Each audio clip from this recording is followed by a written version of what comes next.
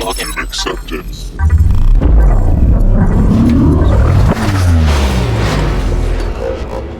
Oh, you did? Okay, sweet. Thank you. Yeah. The next order of business is Camino. We're gonna be testing this out today. Um, in the past, basically how it works is we provision a bunch of pods and then send creds out. Um, Today we're gonna be trying something different, and this will basically let you create your own lab environment based off of a template that we created. So if you guys want to log into the VPN, then register an account on here, and then you should be able to log in and deploy your own pod. So I will also put that in the chat. Yeah, if you Good luck. register an account and it doesn't let you log in, you can wait a little bit and then you should be able to log in. Should look something like this. I just went over here on the right, did CCDC week 5 pod, and then deploy. Evan, I'm assuming it's just supposed to like sit here for a bit. Yeah. And then once that says your pod is ready, you can log into vSphere. So that's ELSA STC SVP with the account you registered here.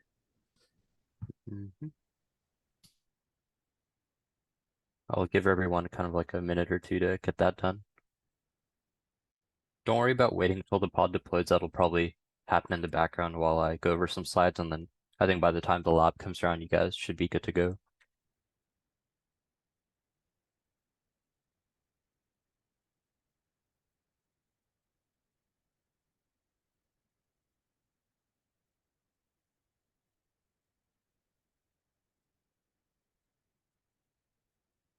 Ooh, that was pretty fast. Where are the creds? Oh, no, never mind. All right. Evan, how do I know which pod is mine? Oh, yours is 1810, but for those Gotcha. who register an account, they'll just see their own. Okay. Is there a way for me to tell which one's mine? If you click on the V app and then summary and tags. Summary. Yeah, Tab. so Oh, okay, I see. Good to know.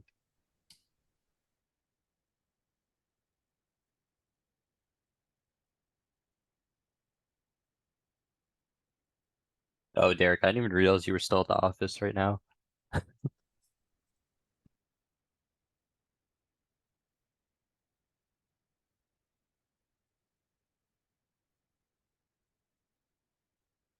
All right, cool. Looks like they're being provisioned, so that's good.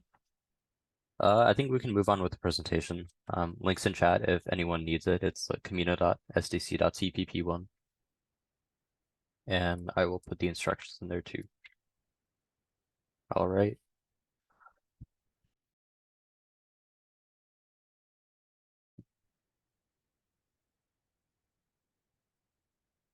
Whenever this wants to work. Sweet. Okay, let's get started. So we'll start off by, taking a little moment of silence for the fallen. We have Evan over here. Evan, unfortunately, was subject to death by eggplant. He put an eggplant as a username or password or something during CCDC, and the scoring engine basically nuked itself. So very, very cruel world. That's very correct. We have Jess over here in the middle, our business lead this past year. She was killed by boring ass injects. WRCCDC tends to throw a lot of compliance inject, which are not always the funnest. So yeah, she kind of was subject to some of that. And then we have Lawrence over here. Lawrence was actually before my year, so I never got to experience his immense skill and presence. But I've been told that he was very good with the IP phone at WRCCDC. And unfortunately, that led to his demise. All right, so the current team is just me tonight. A little bit about me. I like to refer to myself as Red Team Bully. This is just because a lot of people in CCDC kind of take this mentality of like, oh, like we're playing defense, like we can't like, and the red team is like so good, like we can't poke the bear, and I just do the opposite because it's more fun. Internally referred to as 007. Just kidding. So 0 stands for 0 beacons, 0 red team deductions, 7 standard deviations below the mean IQ. Yours truly.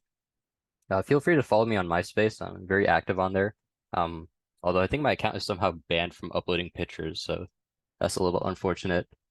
I'm a second year CS student here at CPP, and I'm a current intern at CrowdStrike. I'm in the professional services department, so that means we do all the consulting stuff. So that whether that be like incident response when a company gets hacked, or doing proactive exercises like red teaming, all that.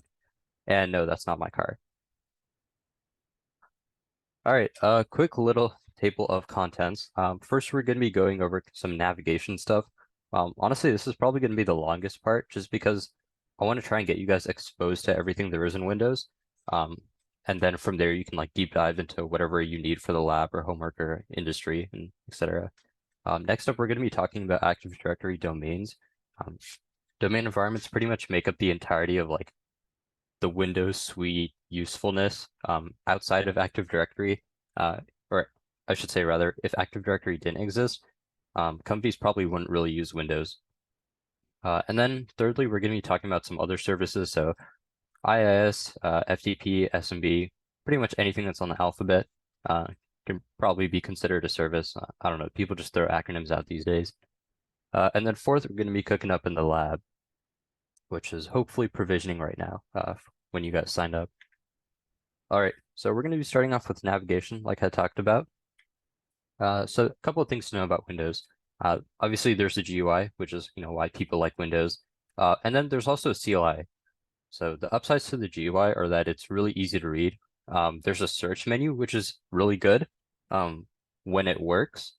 Windows is very prone for some reason to like breaking itself and breaking its search menu specifically, which is really weird. I think you guys have probably experienced that a couple times here and there if you use Windows. But aside from that, it's really beginner friendly, so it's pretty nice. The CLI is also really good. It's relatively simple, as we'll see in PowerShell, which is this little icon up here.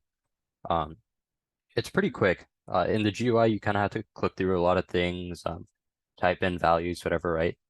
In the CLI, you can script out a lot of that stuff so that you don't have as much, like, I guess, time overhead. You can do things really quickly. And then PowerShell specifically is a very extensive scripting language.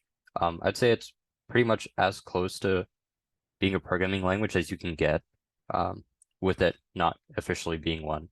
This is because I think we'll go into it later, but PowerShell is kind of natively integrated with Windows APIs. So pretty much everything that you can do in the GUI, you can do through the CLI, but oftentimes a little bit more efficiently. And then lastly, we have CMD. So CMD is also, I guess, one of the CLIs available in Windows. It's outdated, but it's really consistent. PowerShell, there's a lot of different versions. Like PowerShell in its first iteration was called PowerShell v2. Yeah, funny enough, the first one was called v2. And then from then on, they just kept upgrading it. So you have like PowerShell 3, 4, 5, and now like I think we're up to like 7. So that's really cool. But the issue is when you go into legacy systems, you're not going to have like PowerShell 7. So if you write your scripts for PowerShell 7, not really going to work on old systems, which is why some people opt to use CMD. And you'll see that there still are like functionalities and elements of CMD that are really useful in PowerShell because a lot of the CMD commands work in PowerShell. So going back to PowerShell a little bit, it's supported and actively developed, which is a really, really big plus compared to CMD. It's also, I think, one of the reasons why Windows was able to keep up with the whole, like, I guess, like Linux boom or whatever. Not really even a boom, but just why Linux is popular in the industry because, you can manage it through CLI, low overhead, whatnot. PowerShell was kind of Windows's answer to that, like, hey, we need to get on this, and here's what we're going to do. The only downside is you have varying versions across OSs, like I talked about, so something to watch out for. It's really simple because it's always in a verb noun syntax. We call these things CMDlets, and like I said, it's always verb noun. So get, dash, and then whatever it is you're getting, like child item. You can use this to get things like files. It's not incredibly intuitive because here child item is referring to like a file. I mean, technically it's referring to a lot of things, but most simply, you can use it to get a file. You can also do things like set dash content if you want to add lines to like a configuration file. We actually use this in our own CCDC scripts that we developed. We have it set some hardening configs for us using this set dash content cmdlet. And then you have some other ones like invoke expression. This one's really, really vague if you think about it. All this is really saying is like, I'm going to give you a string and then I want you to interpret that string kind of as a command and execute it. And like I talked about, PowerShell is integrated with the Windows API. So whatever you want to manage through the GUI, you can also manage through the CLI. I'm not recommending you always do that. Honestly, I'd say a good like maybe 70% of my time in Windows is spent in the GUI, just because it's not worth for me to memorize every single command. And honestly, if you try and do that, it'll probably be a little bit slower because you'll hit like small nuances here and there, like, oh, you missed an argument or something. But yeah, it's really, really effective. All right, let's move on to some GUI pains to know. All right. First up, we have regedit, or just registry editor. This lets us modify registry keys. I'll talk about what those are in a sec. I'll basically go over each one of these in a sec. So if something doesn't make sense, don't worry about it too much. Just high level overview right now. Next up, we have the file explorer, which I hope all of you are somewhat familiar with. It's just how you view your own file system, create files, delete files, move files, etc. We have computer management.msc, also known as just comp management.msc, however you want to pronounce it. So these are just scheduled tasks, event viewers, shared folders, and local users. There's a lot of different things in here. I kind of like this view, or I guess like GUI pane, because it has kind of a lot of things in one. In my opinion, it's a lot more effective than just like looking at only shares or only users or something like that. It's also important to note that on certain versions of Windows, like Windows 10 Home or Windows 11 Home, which is typically what you find on like your own personal laptop, some of these will be disabled, like you won't be able to get to them. Like I don't think computer management works on Windows 10 Home. And if it does, it won't show you things like local users.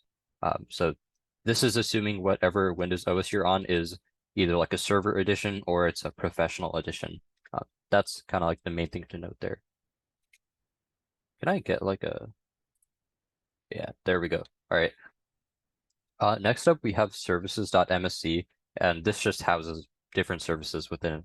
We'll go over that in a bit, but it's very similar to what you know about services from Linux, for example. Next up, we have the control panel, just general easy way to control system settings. There's a couple of intricate things in here which you should know about, but for the most part, it's pretty simple.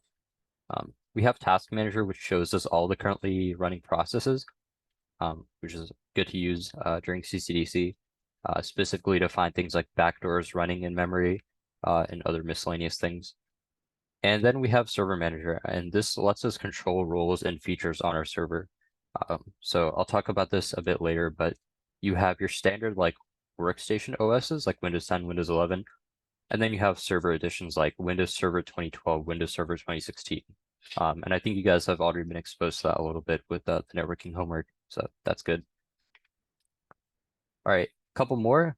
We have Windows Security, which is basically just Defender rebranded. If you guys are familiar with Defender, if you've ever really heard about it, it's just Windows's built-in kind of antivirus. Again, this one, Defender kind of depends a lot OS to OS. On some, it's really good. Others, it's pretty trash, but we'll be going over that. And then lastly is gpedit.msc. And this is where you set local group policy objects. Group policy objects are just, we'll talk about it later, but just policies that you can set. They're kind of like miscellaneous system settings. Some of them have to do with general preferences. Others have to do with security. But the keyword here is local. So remember that gpedit is for local GPOs. All right, let's get started with the registry then. So the registry is basically exactly what it sounds like. It's a registry big database of internal configs. So almost every configuration that you set in the GUI, like let's say you create a user count, right? That user count also gets like corresponding registry keys created. And that's how Windows kind of knows like, hey, this is a valid user count. Whenever you change the user count from being like a standard user to like an admin, for example, Like you add them to the administrators group.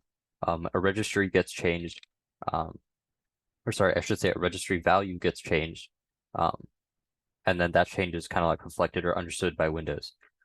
The key things to note are that you have these things called hives. I know Dylan went over this in the CPTC presentation, but I'll go over it again for people who didn't go to CPTC. These are basically just different handles to like sections in the registry. This isn't all of them, but you have things like class root. Probably not going to do anything with that. Current user, which is what it sounds like. It reflects config set on the current user profile, like whatever user you're logged in as.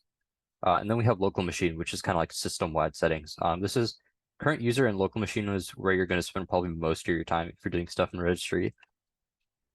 Below hives, we have different like folders here, and these are called keys. So for example, here we are in the software, then Adobe, then Photoshop, then 130.0 key. And that's also reflected up here at the top. And lastly, within keys, we have values.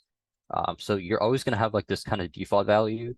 Usually the default value isn't really used. It's just there's like an empty placeholder or whatever. But you're going to have other different values or configs here, like application path, and then it has the path, to Adobe Photoshop or plugin path. So this is where Adobe checks for plugins and things like that. And you'll see that there's a couple different types, but you don't really have to worry about this too much right now. The main point here is that all these things can be modified with the CLI. So if you're in CMD or even PowerShell, you can do something called like regadd. That's a command. And then you give it a couple arguments like the path to this registry key or value. You give it specifically what value you want to edit within the key. And then you tell it like the type and the data that you want it to set and whatnot. There's a lot of documentation about this online, so I won't go too in depth with it, but good to know. PowerShell also has an equivalent called set-item property. I'm not gonna lie, and this is one of the very few cases where I would take the CMD alternative over PowerShell. One, because you can just take regadd and throw this into PowerShell and it'll work. So that's really nice. Two, because set-item property, you have to be very like specific with it. Like if you're trying to create this plugin path value, at this specific path, if this folder like Photoshop doesn't exist, or if this key, sorry, I should say, like 130.0 doesn't exist, then this command is going to fail. But in the case of regadd, if it doesn't exist, it's just going to make it for you, which is nice. Because then you don't have to sit there and, check, does Adobe exist? Does Photoshop exist? Does 130 exist? Okay, all of them exist. Nice, let's create a value. With regadd, you can literally just tell it where you want that value to go, and it'll make it. Something also to note is the registry is often kind of leveraged by threat actors, or TAs for short, kind of as a method of persistence. There's a lot of different little keys and nooks and crannies where you can set different registry values and keys. And this will basically allow threat actors to solidify their access to a machine. So let's say someone hacks in, right? If you reboot that machine, all the processes get restarted, whatever, right? The threat actor's malicious backdoor is going to get killed. But if they make a registry key in a certain area, their process would get restarted. So registry is a good place for threat actors to kind of target and implement persistence. All right, the file system. So this one's pretty generic, right? Holds all the data, even the registry. So all of these kind of hives that you see right here, those are actually stored as local files on the file system. They're in a kind of niche directory. It's not really important, but what you need to know is that it's on the file system written somewhere to the disk, as we like to call it.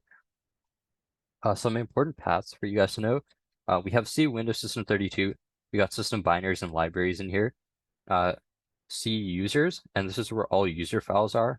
So if you ever create a user on the system, log into it, it'll create a corresponding users folder. So it'll be like / and then whatever your username is. We have C program files x86, and the program data, which is just places for application binaries to kind of live, different libraries for applications, configuration files, whatnot, anything program related, kind of as the name suggests.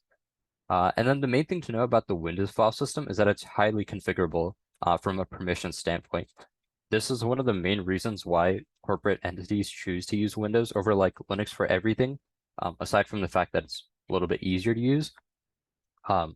With Windows, you can get really, really fine-grained with permissions. You can do things like inherited permissions, like from higher level directories, like System32 inherits its permissions from Windows, which inherits its permissions from like the C drive. Um, so you can do a lot of like really fine-grained stuff with that. Also gets really confusing. But that's for Microsoft devs to figure out, right? Um, but yeah, it's a really good thing that kind of Windows is known for. Something that Linux doesn't necessarily have. All right. Computer management. So this is the kind of like all-in-one thing that I was talking about earlier. Um, so what exactly do we want to do in here, right? Um, like I mentioned before, computer management lets us do things with users. So we want to audit a list of users against like a company directory or like an employee directory. If you find a user that's not supposed to be there, obviously delete it or disable it because we know that it's going to be unauthorized. Something to note is that in CCDC, when you do this, you're going to want to make sure that you're documenting this because oftentimes you're going to get an inject or something that asks you like, hey, um, can you give us a report of any unauthorized or malicious users on the system? And if you deleted them earlier but you didn't document it, you're going to miss out on points. You also want to set correct admins. A lot of the times there's going to be mix-ups like, oh, some like really low-level employee for whatever reason has like admin permissions. Or maybe even some high-level employee like some senior IT professional for whatever reason doesn't have admin privileges. It's just basic user kind of like upkeep and auditing. Another thing I mentioned here is shares. So we want to review and remove unneeded shared folders. So a shared folder is quite literally what it sounds like. It's a folder on your file system that is shared to the network. Now you can set permissions on this, so it's not like everyone and anyone can access the share. But typically, if you have valid credentials, you can access some of these shares like C $sign or admin $sign. C $sign, I'll talk about it in a bit, but basically just grants you system to the entire C drive. And then admin $sign is to the System32 folder that we saw back here. You also want to check scheduled tasks for anomalies. Tasks are basically cron jobs, but Windows edition. They're tasks that are kind of triggered by certain things on the OS, and a lot of the times they can run executables. So by default, there's a lot of scheduled tasks in Windows. Even normal applications will create them. But you're going to want to go through the triggers. Look for anything that's designed to trigger on boot. Usually this is what their actors like to do. Their actors are red team. They like to configure malicious things to restart on reboot. So when you do reboot, their malware gets launched again. And then when you find a task that's designed, to trigger on boot or does something suspicious like that, check the executable that it's running. If it's something like that you think is very common, investigate a little bit, most likely fine. But if it's something that you've never seen before, has looks like a randomly generated file name, that's probably a payload, probably something you want to remove. You also want to use Event Viewer. This is really powerful for troubleshooting issues and identifying malicious activity. So for example, you can look up event ID 4625. That's kind of how you use Event Viewer. You give it specific event IDs and it'll find you like all the correlated logs that match up to the ID. So 4625 specifically shows you failed login attempts. Why is this good? Because if red team is just spamming your system with like logins against like a really, really common password sheet like Rocky or something, and they're spamming you with logins trying to get access, you can see that. You can see what IP they're coming from, and then you can block that. 7045 is one that we'll talk about later along with services, but it has to do with service creation. There's certain attacks against Windows, like psexec, that make use of creating temporary services to execute like a payload, and then they go and they delete that service. So 7045 shows you whenever a service is created. And typically for the duration of a competition, we're not really creating our own services. Some of the applications we install might, but those are really easy to pick out. Like, if we install an application, what's a good example? Like, for example, if we install some type of agent, right, to send all our logs to like a centralized system, then that's probably going to create a service. But when we look at the event ID, we'll be able to see like, oh, that's something we installed. But again, like I said, if it's some randomly generated name, then that's a little weird, something you want to look into. That's a good segue here into services. So a little overview in case you weren't already familiar. Services are basically just binaries or executables designed to run in the background, and they serve some sort of OS or third-party functionality. So some examples are the FileZilla server service. This is a third-party file sharing FTP server.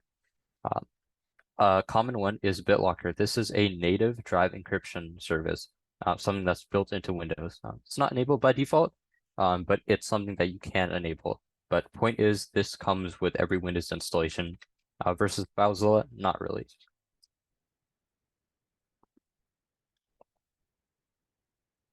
All right. Services are identified by one of two things. You have a display name, which is really simple to understand. Like, for example, we have World Wide Web Publishing Service. This is the kind of web server that comes with Windows or that you can install on Windows. So really simple to understand, gives the end user some good information. And then you have the service name. This is the shorter name, and it's used to refer to the service internally.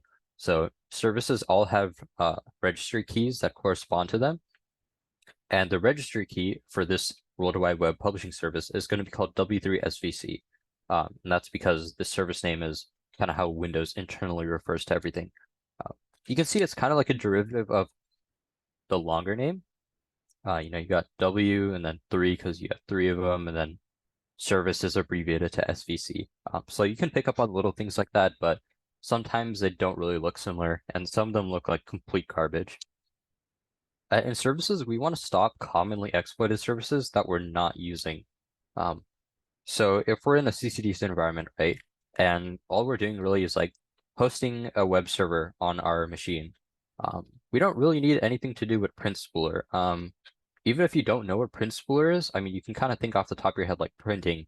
Do I need printing for hosting like files? No, not really. So you can go ahead and disable this. Print spooler is probably one of the most probably the greatest piece of garbage Microsoft has ever created. This service gets exploited like every 6 months, and it's always like, oh, remote code execution or like local privilege escalation. Like this is probably the worst thing I've ever seen. I don't know why it's still here, to be honest. Like, I guess people need it when they're doing things with the printers in the workplace and whatnot, or like even at home. But like, in my opinion, they should just do a complete rewrite of this. Like, the thing is garbage. Moving on. So some attacks and initial access methods or privilege escalation, they make use of temporary services, like I talked about, to spawn a shell. And services, all or not all, I should say, but most run as the system user. This is kind of like one level above administrators. It's quite literally the system. So ideally, when your system, nothing's gonna stop you from doing whatever it is you want. I see we have some issues in chat with the Camino. Hopefully Evan can get those sorted out. But if not, don't worry too much about it. I don't think there's too much that you guys have to follow along with. And I think it should start working better maybe when it's not trying to create a whole bunch of user accounts. All right, moving on to control panel. So control panel lets us manage a couple things like in a really easy way. First though, it lets us manage firewall. So we can enable it and create rules to allow desired inbound access. So for example, this could be like allowing inbound access to like a FTP server that we're running. If you don't know what FTP is, don't worry too much. Just think of it like a service. And then we can allow outbound access to things like dependencies, for example, or just to the internet, right? Like if we want to Google something, we're going to need internet access. Next up, we can enable and disable remote desktop. The key thing here is that oftentimes in CCDC, they don't give you local access to the machines, like you won't have the computer in front of you. So that means you kind of have to use remote desktop. So in that case, you're going to want to keep it on. But if you have console access to it, like if you can directly access it, then you can just disable RDP because it's a pretty big attack vector. Anyone with credentials, I should say, most administrators with credentials can access the system with RDP. So that's why you want to kind of get rid of it if you don't need it. The other important thing is enabling user account control, or UAC for short. We want to enable this to like a medium or high level. I'll show you in a sec, but in control panel, there's like a little vertical slider, and you just slide the bar up and down for like how strict you want it to be. If you set it to medium or high level, that's good. Basically, what user account control does is whatever process you're running, or is running on the system, it's gonna run it with as low as privileges as it can. It's gonna try and like reduce that attack surface as much as possible. And then whenever you need to run something as admin, like let's first say, let's say you're trying to run PowerShell, right? If you right click on PowerShell and then click run as admin, it's gonna then open up a pop-up, and then you're gonna have to explicitly tell Windows like, yes, I want to make this process like high integrity, or high privileges. And then you're going to be able to perform like administrative actions. But without that, and if UAC is enabled, it's not going to let you really do anything. And this is really good from a defender's point of view, because this makes red team's life a lot harder, right? Even if they get onto the system, if they just don't have privileges like within their process, then there's not a whole lot they can do. There are bypasses to this, I should mention, and new ones always come out. But it's kind of like a good measure to implement, just because it makes red team's life a little bit harder, and generally speaking, it makes it more secure. The next thing you can do a control panel, which you won't really have to do, but it's good to know, is managing network adapters and their properties. You might need to change things like your DNS server or your default gateway to resolve issues. I'll talk about DNS servers in a bit, but a good example is when you're trying to join a Windows computer to a domain or a DC, for example. It won't let you join or complete that process unless you have the DNS server set on your network adapter as whatever the DC is. If that doesn't make sense, don't worry about it too much. But basically, there's occasions where you're going to have to change certain little configs in here. And it's good to know how to do that. And I always do it through control panel. All right, let's go over processes. So I put task manager in quotes because this is the kind of like GUI pane that you're going to be using to kind of manage these things. There's a couple different types of processes, which we'll get to in a sec, but basically processes are, I guess, little tasks that originate from executable files. So they can be things like apps like Discord, or system binaries like WinLogon. WinLogon is something that gets started whenever a user logs onto the system. Kind of makes sense. It's in the name. And for the most part, you can create processes as freely as you want, and you can also kill them. But killing is a little bit more complicated at higher levels. There's some system processes or some system binaries whose process you can't exactly kill, or if you do kill, will kill your machine. So a little caveat to that. There's a couple different types. So you have apps, which can just be terminated by the user, normal things like Discord. You have background processes, which are just kind of hovering in the back there. They're doing something, but you're not seeing them firsthand. If you have like a PC or something, and let's say you have some app in the background that's monitoring like temperature levels, right? And it's determining like how fast your fans spin up. That's something like a background process. So don't really have a whole bunch of user interaction in there, but it's definitely doing something in the back. And then you have Windows processes. And these are kind of system level, and they're automatically launched for the most part. It's not really something that you firsthand are interacting with and launching, but they're responsible for making sure that Windows is running as intended. All right. Task Manager has a couple of really good alternatives. You can do task list in CMD or get-process in PowerShell. And you can also supply some more arguments to these in order to get a little bit more information. I'll demo this in a sec. Another really good one is Process Hacker. So this one is kind of like a whole GUI program and is very thorough and detailed, but it also doesn't have to be unless you wanted to. But if you're doing something in like malware development, for example, like I know Dylan makes a lot of good use of this. It's really, really good because it'll show you all the specifics about a process. Like it'll show you strings in memory. It'll show you like handles to different things. So really good to use.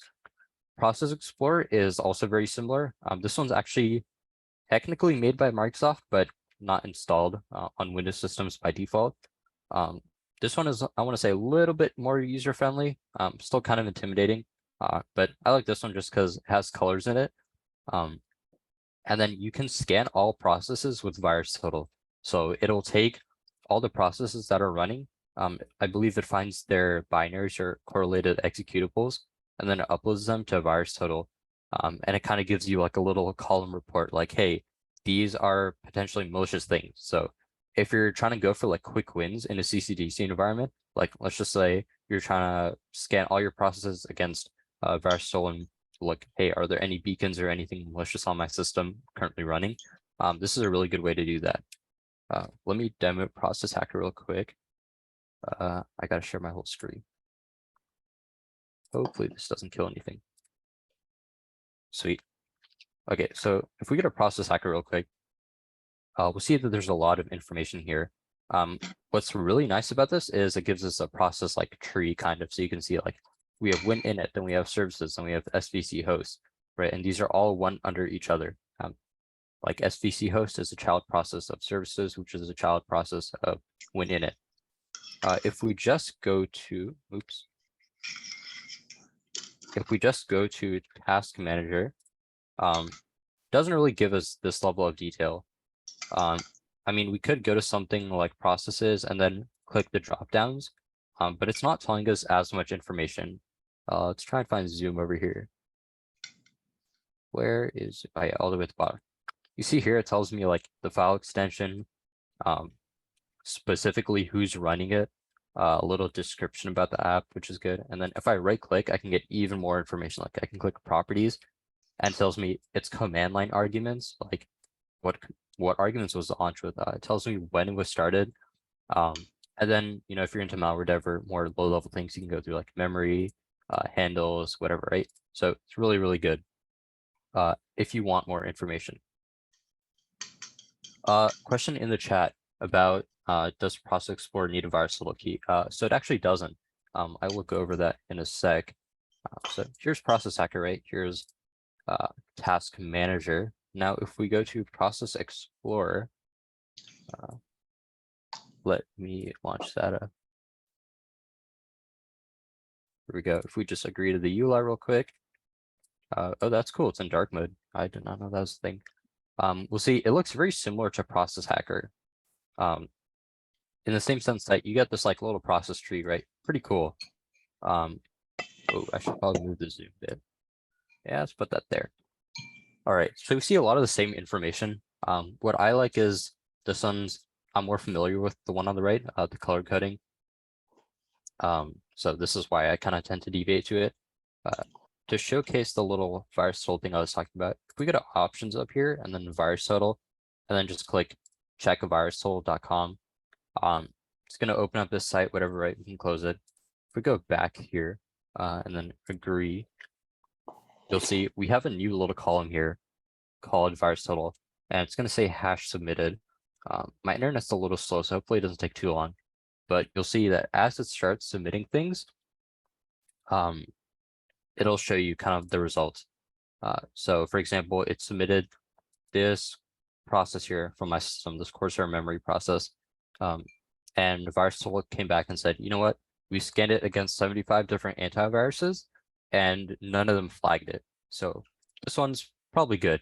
And we can even click on it and kind of see like, you know, what is going on. We can go through like details, behavior, whatever, blah, blah, blah. But the main thing here is that nothing flagged it, right? If we go through some other stuff, I'm trying to look for one that did flag. Well, that's a good example. Sure, there's got to be something that's like 1 out of 75.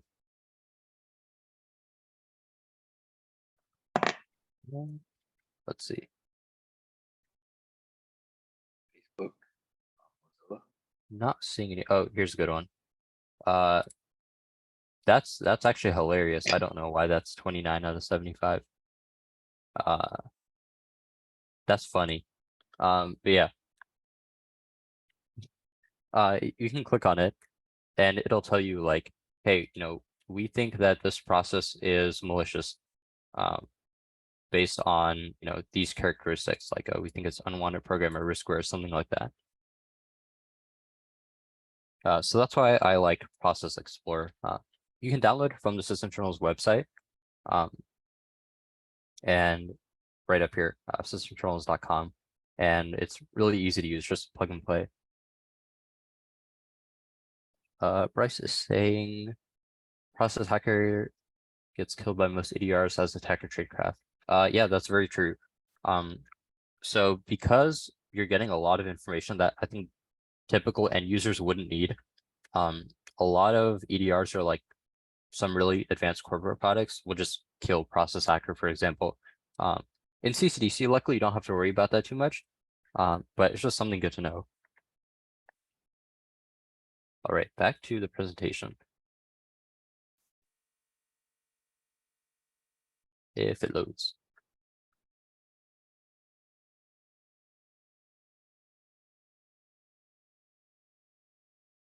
All right.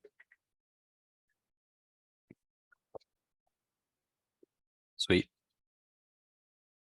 Next up is Server Manager. So like I talked about earlier, this is only available on server editions of Windows. So if I go on my host and I try doing like Server Manager, right, nothing pops up. But that's fine, that's intentional. Basically, it allows you to manage multiple parts of a server, and you can also manage multiple servers at the same time. But not gonna lie, this part's kind of useless. It's not feature rich enough for like it to actually be beneficial. So for the most part, all you really use Server Manager for is installing different roles and features. Another, I guess, purpose of it is having easy access to different GUI panes. So I'll demo this right now, but if you open up Server Manager and then in the top right, you can go through and look at all the kind of like panes that are available to you. So let's open up a pod here. It's crazy, it's powered off. Oh. Throw these on. In the meantime, I'll just test them. This one. All right.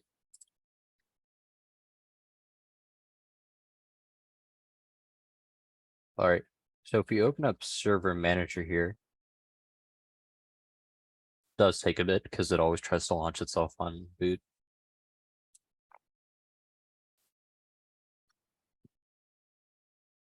Come on. There we go. If we go to tools, we can see a whole bunch of windows that we can open up, right? We have PowerShell here, which is cool. What else do we have? We have computer management, which is really nice.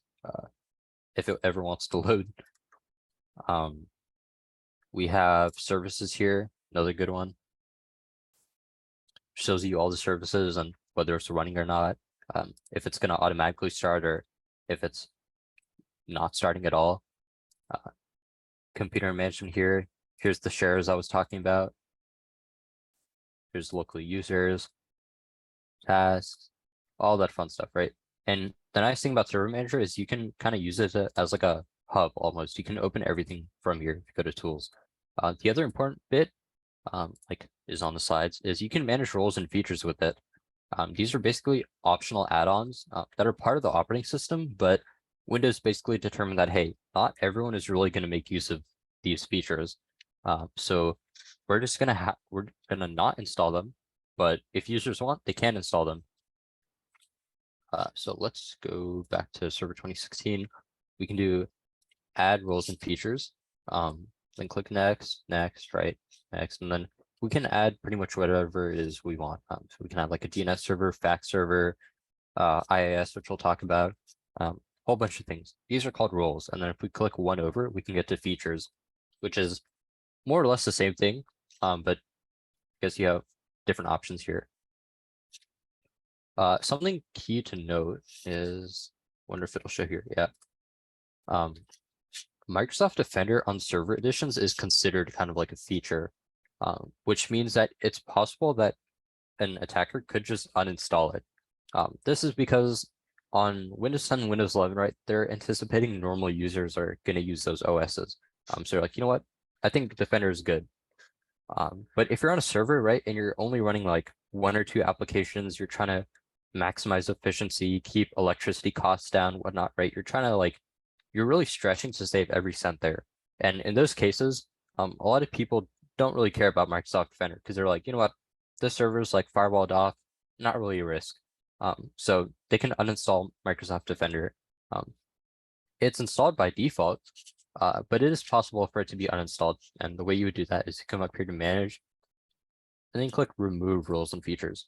Then scroll through a little bit, next, right? Then we get to here. Then we can just uncheck this and then Defender's gone.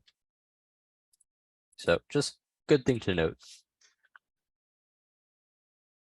Oh no, the slides are dying on me again. We'll give it a sec. Really quick, if you're trying to like clone some pods and it's just giving you the loading screen, wait for the loading screen to be done. I see a lot of people cloning a lot, and you can check vSphere, like log in with the account you registered and see them cloning, but just make sure to not like spam the clone and hit OK and then clone another one. All right. I want my laser back. There we go. Defender. So like I was talking about, it's installed by default on every OS, with the exception, of Server 2012. For whatever reason, Mr. Gates and his goons were like, nah, we don't need it on 2012. No idea why. Like, literally no one on the planet can probably tell you why that was an intelligent decision. But it's like that.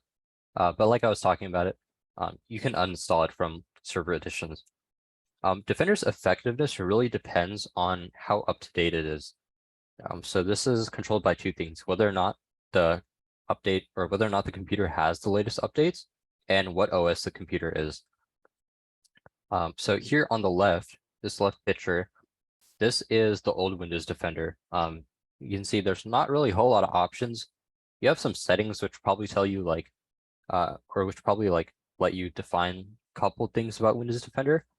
But for the most part, kind of limited, and it looks kind of bad. On the right here, we got the very fancy Windows Defender. I say fancy, but this is just the norm now. So even on your computer, if you open up Windows Security, probably what you're going to see. You can see we have a lot more options here. They officially kind of integrated firewall into Defender. In reality, they just put like a little link here. It doesn't really do much. There's other things though, like app and browser control, device security, virus and threat protection. But the main features of Defender stay the same. You can scan, exclude things that you know are safe, and remediate things. Defender will flag things like, hey, this thing right here is bad. Let's get rid of this. Or it'll be like, hey, this app isn't really commonly installed. Are you sure you want it? And then you can choose to do things. Or, Defender sometimes has a mind of its own, and it's like, yeah, you know what? You get no say. Bye-bye malware, which is cool, but sometimes it'll also get in your way. But like I was saying, New Defender has some fancy options. You have things like core isolation, attack surface reduction rules, exploit mitigations, all these letters in the alphabet. Very cool. You don't really have to know what these do. The main point is that you can enable them. And then things like exploit mitigations especially will stop you from attacks or exploits that you don't really know about. These are meant to be kind of like things that protect the memory of the system. And then attack surface rules are actually really, really good when they're recognized by the OS. These only exist in kind of like more modern OSs, like I want to say like newer versions of Microsoft Server or Windows Server 2016 and up. But these are really good because these were kind of introduced to actively combat red team operations. So there's rules here that will specifically target kind of red team, I guess, telemetry things that the red team likes to do, and it'll block them. So that's why these are really good. All right, next up we have GP Edit.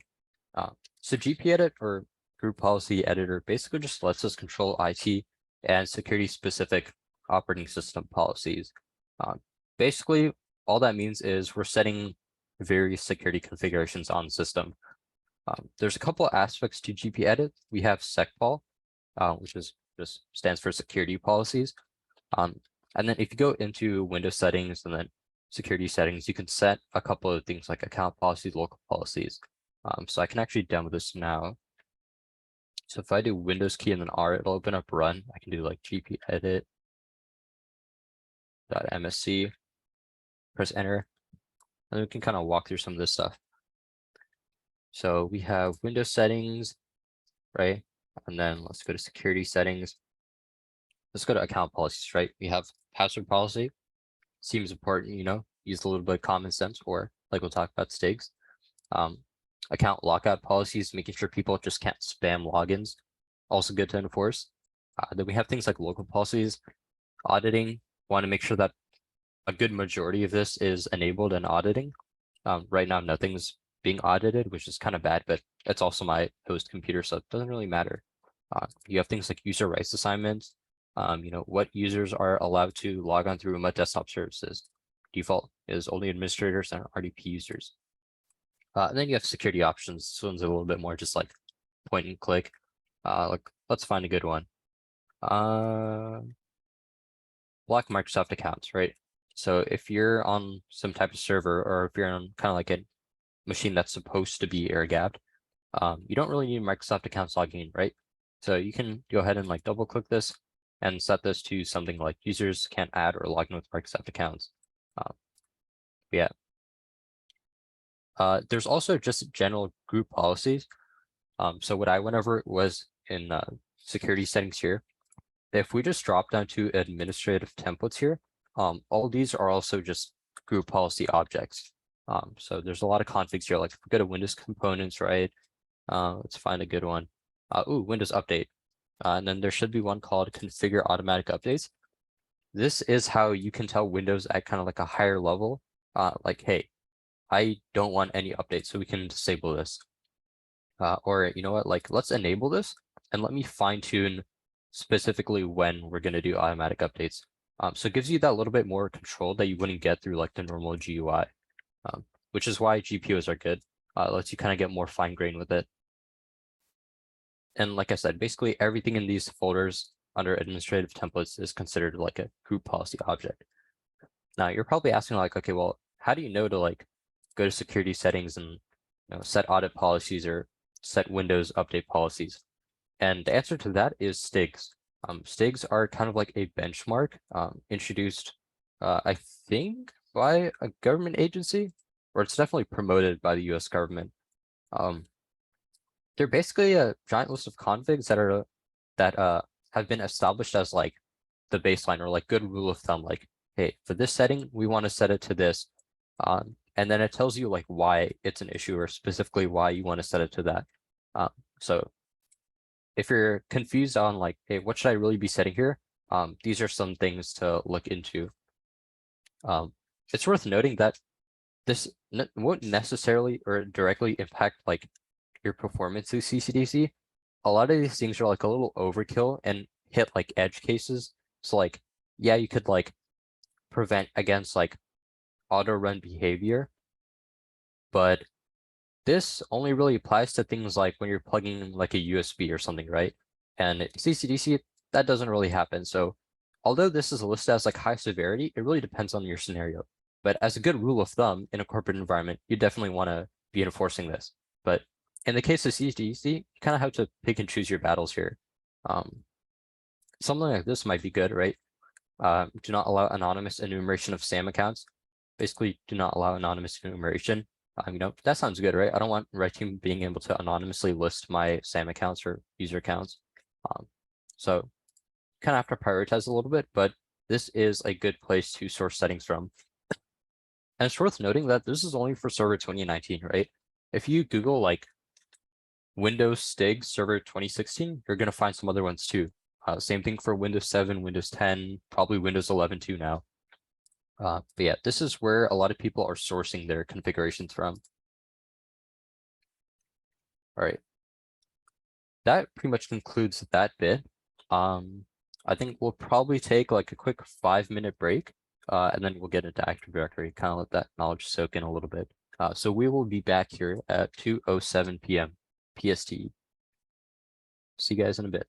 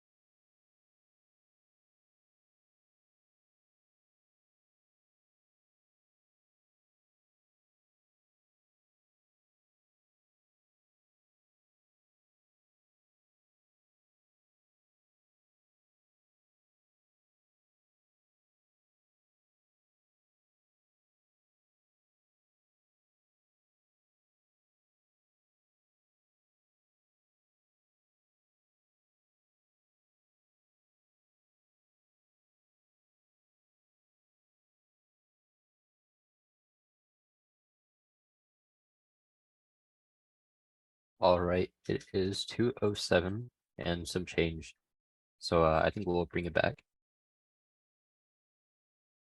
Question in the chat, do you think that would be or useful for a defense competition? I've never used it before, so I don't know how accurate it is, how much info it produces.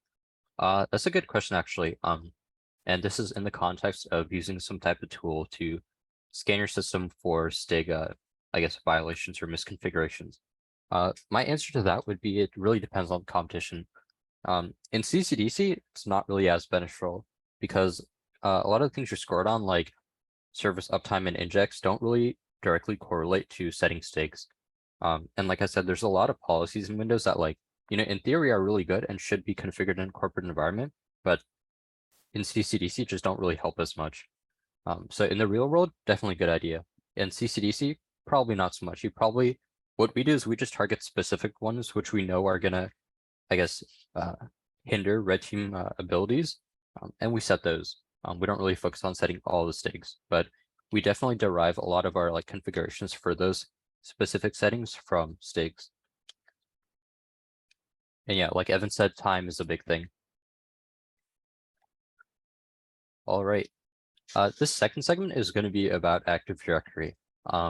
This is basically all about domains, Windows, I guess, interconnectedness, whatnot, as you can see by famous little highway intersection here. Very sweet. So a little bit of an explanation. Simply put, Active Directory is a way to centralize management of policies, computers, and users. And what we do is we take all this data that we get from all this stuff, and we store it in a database.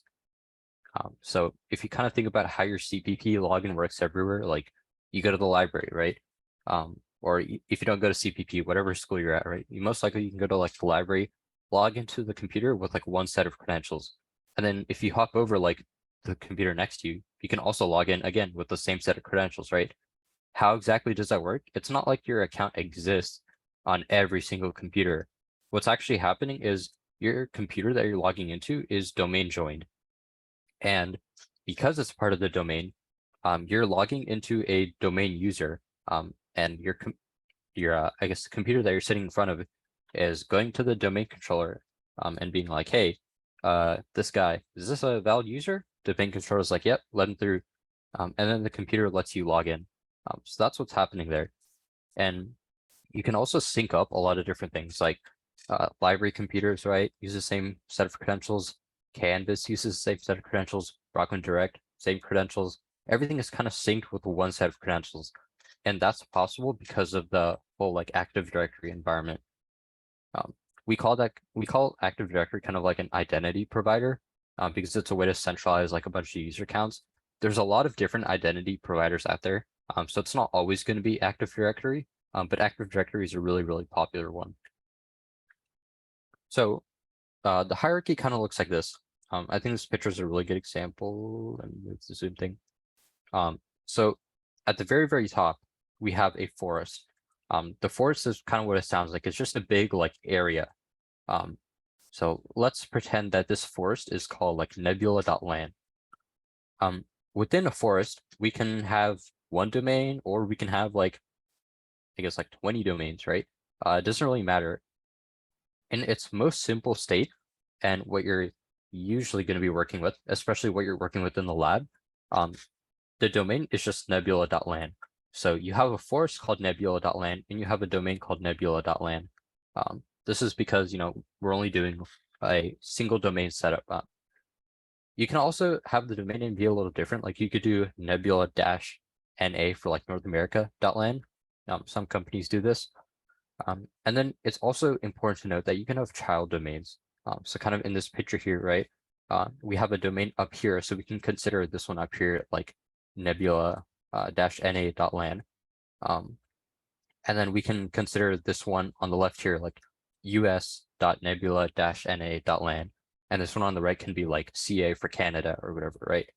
So it's possible to split it up like that. But for the sake of tryouts and for the sake of the lab, not really something you have to know.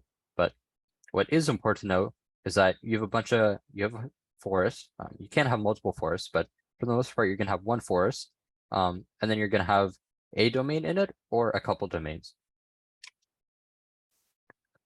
All right, continuing the explanation, like I talked about, a forest is basically just a cabinet. containing multiple drawers, and you can think of the drawers as like domains. So on the left here we have the forest, right? On its own, pretty useless. Like doesn't really do anything. Like nobody's buying this, right? But you put a couple shelves in it. You could put a couple baskets, which I guess we'll call like OUs later on. And you get this nice little like bookshelf here, right? Pretty good. It's the same premise here. It's important to note that domains are headed by specific machines. And these machines are called domain controllers. So if we go back here, the nebula.land domain is only going to exist because there's some like machine here called a domain controller, which is kind of like responsible for like hosting that domain. So domains are always tied with specific like computers, if that makes sense. Like there's a kind of head honcho computer that is responsible for that domain. And then you have other things like member servers and workstations, and they're just there to join the domain. And they're subject to management from that overarching DC. All right, and then within domains, we have different types of objects. So this is probably a little bit better view. So we have this big triangle domain here, right? And we have some objects in it. We have what's called an OU, or an organizational unit. And you can just think of this as like a group, basically. That's the easiest way to phrase it. It's basically just like a group, like basket to put different objects in. Now, you can also have specific things called groups, which are a little bit different than OUs. They're specifically meant to put like computer and user accounts, or to house those. But yeah, we have groups, and then we have users. And this is, what you guys are probably most familiar with. These are just users that can log into everywhere that is domain joined. So, you log in, or you log into the library, laptop in the corner can log into that, computer right in front of you can log into that, same user everywhere. And that's because they're all domain joined, specifically domain joined to the same domain. And that's kind of why that works. And then lastly, we just have miscellaneous Active Directory data. There's a couple configs that get stored, and then there's probably some other like weird things here and there. But yeah, basically because Active Directory is a database, you're gonna have, I guess, kind of like meaningful objects like users, groups, OUs, and then you just have kind of like miscellaneous data in there. You shouldn't think of it all as like random useless miscellaneous data. A lot of this is actually really important, but it's not stuff you're gonna have to interact with kind of like on a day-to-day basis. So that's why I just labeled it as miscellaneous and toss it to the side. You're probably confused, like, we've talked about this whole aspect of the database and, what actually is it? And the underlying protocol is called LDAP, or Lightweight Directory Access Protocol. And it's really just a way to interact with all like the Active Directory data. So if you're familiar with like a SQL database or something, or like a NoSQL database, it's kind of similar. Obviously the structure is really, really different, but same premise in the sense that you query database, or you query the database for information, and you're querying using like a client. That's called like the LDAP client. So this can be like, you can have like a dedicated program as like an LDAP client. When a Windows server is domain joined, or part of a domain, that computer is also technically just like an LDAP client. It's making calls to LDAP, or it's making LDAP calls rather to the domain controller to kind of figure out, like what's going on. Like, do I need to sync any settings, any users that are like new, things like that. And then you can also just use PowerShell to execute LDAP queries. And that is what this next slide is. So on its own, LDAP is very, very like not friendly to read, especially if you don't really know what you're looking at. Like, I'll be honest, I've been doing PowerShell for a while, and I couldn't even tell you exactly like what's going on here. Like, obviously I can piece together elements, but like there's confusing bits and pieces everywhere. Like this when changed attribute, no idea what this is, but you can make out bits and pieces. So this is like a very, very raw LDAP query. We can see we're doing something with the male nickname. All right, and then we're looking at when it was changed. Has to be greater than this number. Something about user account control, not really sure. And then here we see member of, we see CN, which means common name. It's in the OU, VPN access. which is also in another OU called domain global, which is in an OU called groups, which is in an OU called O1. And then here we have DC, DC, DC, right? The main thing to know about LDAP queries is you kind of have to read them backwards, if that makes sense. Like they go to the most or the deepest like depth first and then go backwards. So what we're really looking at here is a domain called em.pl.ad.mnl,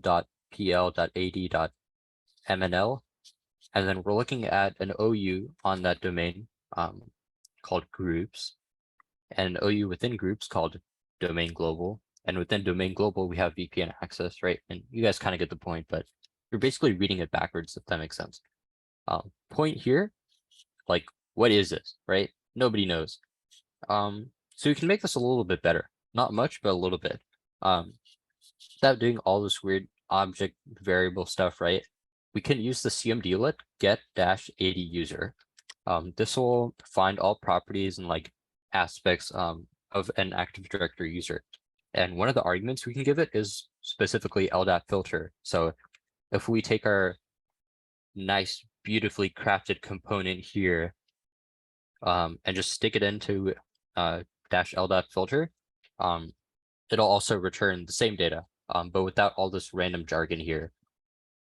So a little bit better, right? But the problem here is we're still stuck with like whatever this garbage is, not very easy to read. You could probably figure it out, but like in CCDC, when you're in a high kind of risk or a high stress environment, nobody is reading through this, right? So what's the solution then? What do we actually want to do? What I would probably do is use the same cmdlet here, get-ad user, and then I'm just going to do -filter and then star. And this should return everything about every user.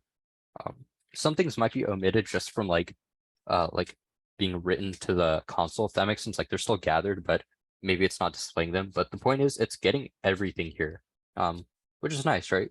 And then from here, we just need to throw in some more arguments, like filter down our results a little bit more, and then do some PowerShell logic, and we can basically mimic what's going on here, but in like a much easier to read manner. So most likely this would be something like get-ad user -filter and then star, and then we pipe that or take all that output and throw it into this where object statement. So we're going to do get all the objects or get all the AD user objects, and where that object's member of property contains something like VPN access, and then pipe that into something else and do like further operations with it, right? So basically you would end up with like this kind of like long train of commands, but inevitably you would get the same result as what's going on here. But at least this one kind of makes sense in English, and this one is like enchantment table language, right? Not that great. But the idea here is that LDAP in its very raw form is very, very verbose. And we can use, I guess, simpler means to get the same information. All right, domain computer management. So what we know so far is that we can log into any computer with like a valid user account. This is for the most part. There are like little exceptions to this, but for the most part, you can log into like a domain computer with a domain account. And then we know that they do some sort of like synced policy stuff, but we don't really know how, right? This is that next segment. You can deploy policies via group policy management console. It's important not to get this confused with GPEdit, which we were talking about before. This is specifically domain policies. And before GPEdit were local policies. And pretty much it's in the name. Local policies only affect the local computer. And domain policies are set kind of at the domain level and affect every computer within the domain. At least that's what the default domain policy does. It applies to every system within the domain. It's the same set of settings, just that it's set like one level higher. And domain group policy will override local group policy. So if you ever go into your like local group policy and you see like, hey, for some reason this setting is like grayed out or like I can't change it, that's because it's controlled at the domain level.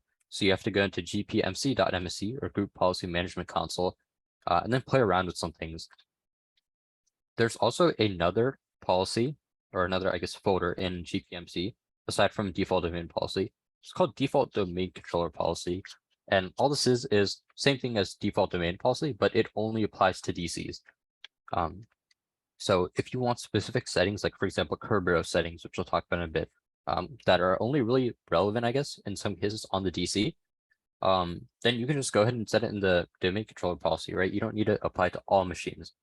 Or let's say your domain controller, like since it's a very, very precious machine, we're gonna want to lock that down like really hard.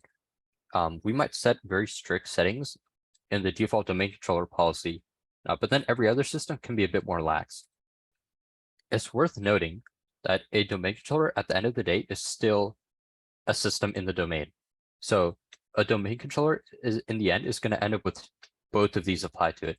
So it's going to have the default domain policy, but then on top of that, overriding it could be the default domain controller policy. So if you have like some setting set at the domain controller policy level, and then you have the same setting set, but to a different value at the domain policy, the domain controller one is going to override the domain policy. But this is only if you're talking about a domain controller. Otherwise, if you're just talking about a normal system, most likely just going to be this default domain policy. However, you can also create your own policies. So let me demo this real quick. Oh, here we go. Oh, this is server 2016, not the machine we want to be on. Let's go to 2019. Yes.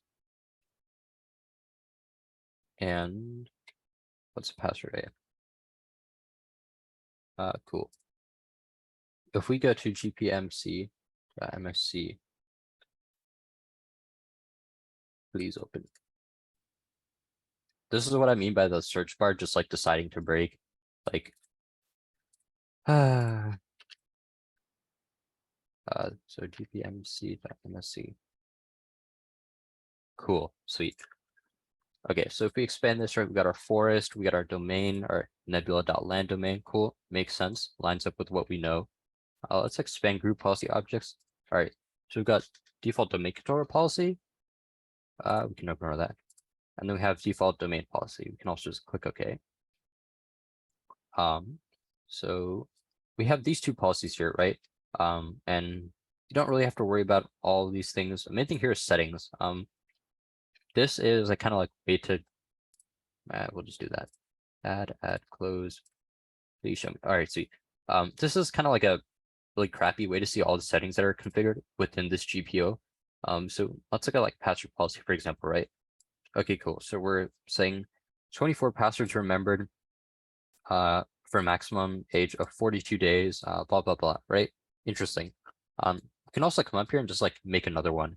And this is kind of what the homework is going to have you do. So I won't necessarily walk you through it, but you can make a new one and then apply this group policy to only like certain OUs or certain computers, which is really beneficial in a corporate environment when you have like tens of thousands of servers and they all need like different requirements, right? There's no way you're going to have one policy that's like a one size fits all. It can't be possible.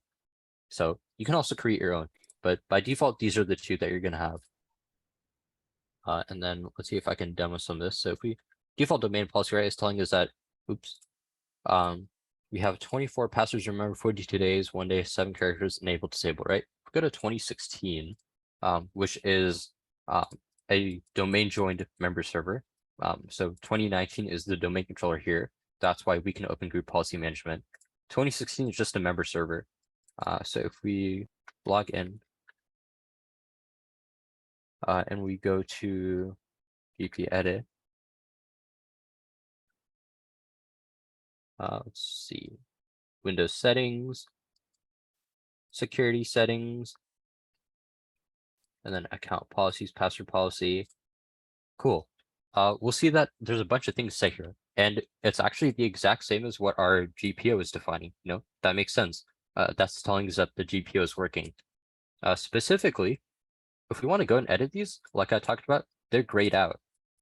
And that's because the default domain policy here is overriding anything we do locally on this machine. So we essentially don't have permission to change this from the local machine. if we want to change this, we have to either disable default domain policy entirely, or we have to edit it. So you have kind of two options. So good thing to note there. Let's see, is there anything else to go over? I can show you how to edit these, I guess. If you right click a policy and then click edit, it just opens up this window that we're probably all a little bit more familiar with now. Then we can go to something like, we want to be under computer configuration. User configuration doesn't really have a whole lot. And it sets it at the user level, so don't really need it. See, where is this stuff? Yeah, if we go to policies, you can see window settings, right? Security settings, same window that we saw before. And now we can edit like this domain policy that we see here. We can go ahead and edit this. So let's go to password policy. No, let's make this like 23, right? And then go ahead and click apply. Okay. All right, cool. And then let's see, we can also set GPO is down here. I'm not going to do that just for sake of time, but we can set those things. So we set this to 23. We can close out of this. If we refresh, hopefully it updates. Yeah, 23 now. And you see right now it's still 24. But if we come over here and we run cp update /force, so this is just saying group policy update, and then we're going to force it to update. And we move the zoom thing back up here. If we close this and reopen it, maybe I should learn how to spell. Edit policy, cool, it's updated. Hopefully I opened it late enough. Let's go to Windows settings, security, oh, that's not it. Account policies, password policy, sweet. Now it says 23, right? And that's how we're able to kind of do this like centralized management from the DC. That's why Active Directory is so beneficial, because we can just push out changes from one computer. And then all these little member servers will adopt it. Now in this case, I had to manually go and run gpupdate/force. But by default, I believe it updates like every couple hours or every couple minutes, I think. You can also get it to force update if you just reboot the system. That also works. Cool, let's go back in here. So that's all you need to know really for deploying policies. Let me take a quick water break.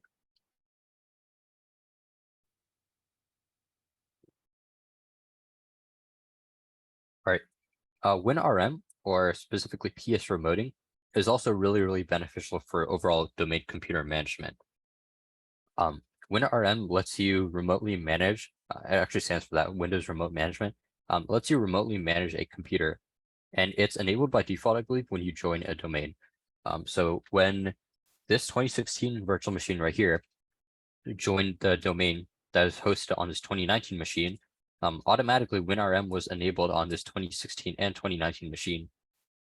So that means that I should be able to manage 2016 from 2019, which is really nice, right? Because then I don't have to like log over to wherever the 2016 server is located, or I don't have to like do some weird shenanigans, right? I should just be able to interact with 2016 from my one little home-based image here, which is really cool. And WinRM is also how a lot of the things behind the scenes get managed. So you can run like commands and do different operations through WinRM, but it's also part of like the internal Windows OS, and that's how it manages stuff. PS remoting specifically lets you run PowerShell commands and scripts across the domain. So like I talked about, I could run PowerShell commands from 2019 and they would get executed on 2016, which is really cool. And that's pretty much the reason why it's possible for a Windows team to be one person. Because I can just sit on the domain controller and like fire off scripts to whatever machines I need. So technically I only really need access to one machine. And then from there I can kind of leverage that access to get in everywhere. If that's kind of tickling like, or if that's kind of ringing the red teamer bell in your head, that's good, because that's also a tactic that red team uses a lot. Kind of laterally moving through WinRM or PS remoting. All right, I did not test this beforehand, so I don't know if there's something screwed up with the network, but let's attempt to PS remote into server 2016. Pretty cool. Let's open PowerShell here. I think that's actually what the next slide is. Yeah. So we can go through this. So yeah, by default, computer or service will only accept connections originating from within the domain, and from domain admin users. So like I said, WinRM is enabled by default, but PS remoting not necessarily. So to do that, you can do enable -PS remoting -force. In this picture, the skip network profile check argument is used. I forget what this exactly is for, but I've never had to use it. So you should be fine without it. So let's go ahead and do that on both computers. Enable -PS remoting. Tab autocomplete, please. PS remoting -force. We'll run that on here. Make sure the output is all good. Then in the meantime, we can go here and run enable PS remoting -force. Sweet. We go back here. All right, it's done. Didn't output anything, so it's likely already been configured on 2019. And same thing here. Okay. Sweet. So if we go back to our little slides here, you can see that one of the commands I put here is enter PS session and then -computer name. And then you give it the host name of whatever computer you're trying to get to. This will give us an interactive PowerShell session. So there's a couple of things we need. We need the host name of this 2016 machine. It's actually not server 2016, but we can find that by going into, if we type DSA here, we can get to Active Directory users and computers. So we click on this here, and then we go to computers and we'll see, all right, here is our little member server here. If you're confused why there's only one here instead of like two computers, because we have 1, 2 computers, that's because the domain controller is in this other folder called domain controllers. But we're trying to win our empty here, so let's copy this host name. Close out of this.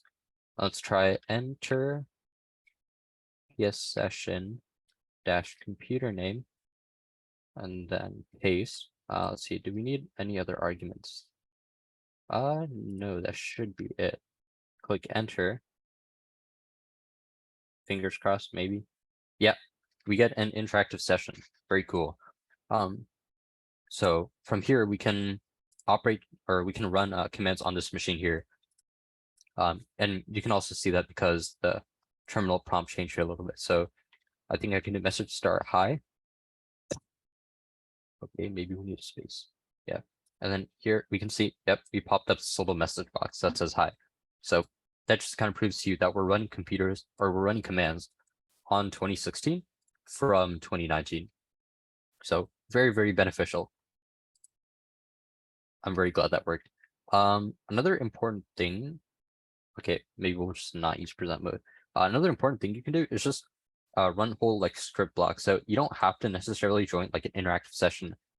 You can run the CMDL called invoke-command, give it a script block or like whole set of commands to run, and then just tell what computer to run on. And it'll also execute those commands on that computer. And this is pretty much the basis for how we run our scripts. I believe you can also just say like script path, and I think that's what we do. And it'll take a whole like PowerShell script and execute that on whatever target server you give it. And that's basically how our CCDC Windows scripts work. And that's why they're so effective, because we can just do it from one computer and launch it off to wherever we want. All right. Quick little water break.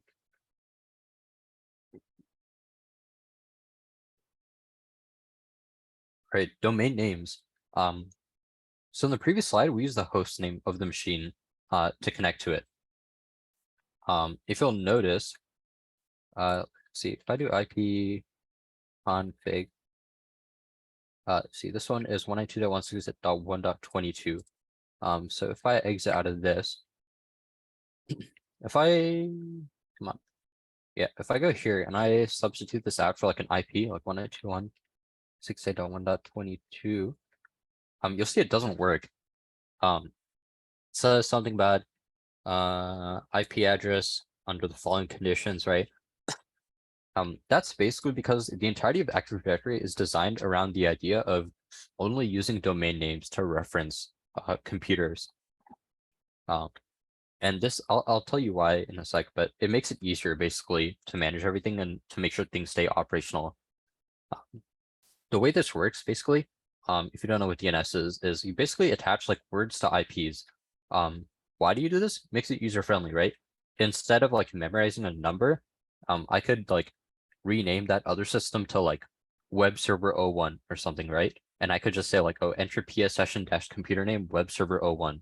And that makes it really easy to manage and also to remember like what that server is. It's also really good because typically in an Active Directory environment, when IPs change, domain names stay the same. But the domain names will change to like reflect the new IP. So it's good for avoiding hiccups when you have something like DHCP, where your IP addresses are like rotating. A good, I guess, example of DNS if you're still a little confused. So you can have something like dns.google, and this, I guess, word will point to this set of numbers or this IP address. In the same sense, in Active Directory, we can have like server01.nebula.lan. Notice here we have the domain name, and then at the front we have the host name. This in Active Directory, whenever you domain join a computer, will get automatically created. So if I domain join a computer with the host name of server01, this DNS entry will automatically get created on the domain controller. And then the domain controller, whenever asked, like a client says like, hey, I need to find server01, the domain controller will respond with this IP or this information. It's also important to note that domain names or domain resolution rather uses UDP for all its like queries and operations. TCP is used for some other things, but it's not important to know. The main thing here is that UDP is the primary protocol that's used. All right. Oops. Let's talk about authentication. So there's two main ones in Windows. We have NTLM and we have NetNTLM. Sorry, I should rephrase that. We have NetNTLM/NTLM, and then we have Kerberos. Those are the two main ones. The NTLM stuff is kind of similar, but also kind of different. So NTLM specifically, oops, I meant to double click. You know what? We'll just toss in present mode and throw up the little laser pointer. NTLM is specifically used for local authentication on each machine, and it's used to verify local users, right? So a good example of this is Server 2016, right? If I do who am I, you'll see it gives us our like host name, and then it says, okay, we're administrator. And this makes sense because if we go to computer management, please, there we go. If we go to computer management and then go to local users, we see our administrator user, right? That's cool. So we're currently logged in as this user. All right. So whenever we log into, I guess, this physical computer, server 2016, we're authenticating with NTLM, and we're the computer is verifying like, hey, the password you entered matches the password for this user. All right, you know, we'll let you through. NetNTLM is a little bit different. So NetNTLM is what happens when you authenticate over the network. So let's say I'm trying to RDP into like another system. Like if I open this, right, type in like my IP, whatever, right? Definitely not an IP, but if I type in some IP or computer name here and then connect, try and authenticate to that remote system, when I enter my credentials, those credentials are going to be sent through NetNTLM, which is a little bit different from NTLM, but still not the greatest. Basically, the overarching story with NTLM is that it's very prone to cracking. So it's the default authentication protocol in Windows for most things, but it's really not great. And if you were in on the CPTC meeting, you probably heard about things like pass the hash and whatnot. And that's primarily because of just how NTLM was implemented in the Windows environment. If we do something like, or if we use something like Kerberos, it's a little different. Kerberos uses the concept of tickets, and I will explain this on the next slide, hopefully in a manner that's easy to understand. But tickets basically have like a lifetime on them. So yes, you still have passwords and whatnot, but the way those passwords are kind of validated and the way you're given access to resources is a little bit different. What's important to note is that the tickets, I believe, are derived from some combination of like the user's password and then the KRBTGT account password. So if we go to server 2019 here, and we go to users, oh, maybe it's in built-in. That's crazy. I'm probably blind. Where is KRBTGT? Oh, it might be hidden, huh? Advanced structures. There we go. There we go. Yeah. So this little guy right here, known as the Key Distribution Center Service Count, very fun name. But basically, this is just kind of like a system user, and it's responsible for pretty much everything like Kerberos related. This guy's password is used kind of as like a second layer almost, on top of a standard user password to create like a Kerberos ticket. So to explain Kerberos tickets real quick, this is kind of the best analogy I could think of. So think about when you go to a fair, right? Or like some carnival. You show your QR code at the gate, that you like QR code that you like got online from buying a ticket online or something, and you show them at the gate, and the employees are going to check it and be like, you know what, like this guy's supposed to be here. Like we have this QR code or this thing in the system. Here you go. Here's a wristband to let you enter the facility. So that's the first step. From there, you show your wristband to all the different booths that are there, and you do that to kind of prove like, hey, I'm allowed to play. And then the employee will be like, you know what? Yeah, you are allowed to play, and they'll hand you some balls to throw. You can then take those balls that you get from the employee, you check them at the clown things, and you get a prize. And that's basically what Kerberos is. So if we match up these steps a little bit, right? This showing the QR code at the gate is basically what's going on here in this step number 1, client requests. So you're requesting a ticket granting ticket here, a TGT, and you're asking this like main authority, the KDC or the Key Distribution Center. You're telling it like, hey, like here's my credentials or whatever, right? Like I'm legit. And then the KDC or the employee, they're going to be like, you know what, you are legit. Here's a TGT or a wristband to prove to other people that you're legit. And then the next step here is going to be showing your wristband to different employees at the booth, to try and get like, whatever it is you need to play the game. You're going to show your wristband to them or request this TGS in this case. And I guess rather this is a kind of mislabeled example because KDC and employee are two different, but basically you're asking some authority and you're showing them like, hey, this is me, I'm legit. And whatever authority that is going to be like, yep, you are legit. Here's your like balls to play the game. You're then gonna take those balls and throw them at the clowns or whatever game you're playing. So this is that process right here. You're gonna send over your TGS to whatever service it is that you're trying to hit. So this could be something like another server's like shared folders, or like a MySQL, or sorry, not MySQL, like a MS SQL server, something like that. And then that service is going to grant you access, or in this end case, the prize. So that's basically how Kerberos works. Something I should go over that I think I forgot to go over. It's important to note that there's kind of two kinds of accounts in Windows. I kept talking about like local versus domain for policies. The same applies for user accounts. Here we have this local administrator account on server 2016, right? Administrator, we set here with the who am I command. That's who I'm logged in as. But if I go over to server 2019, we'll see that we also have an administrator account. If I do who am I, I'm also administrator.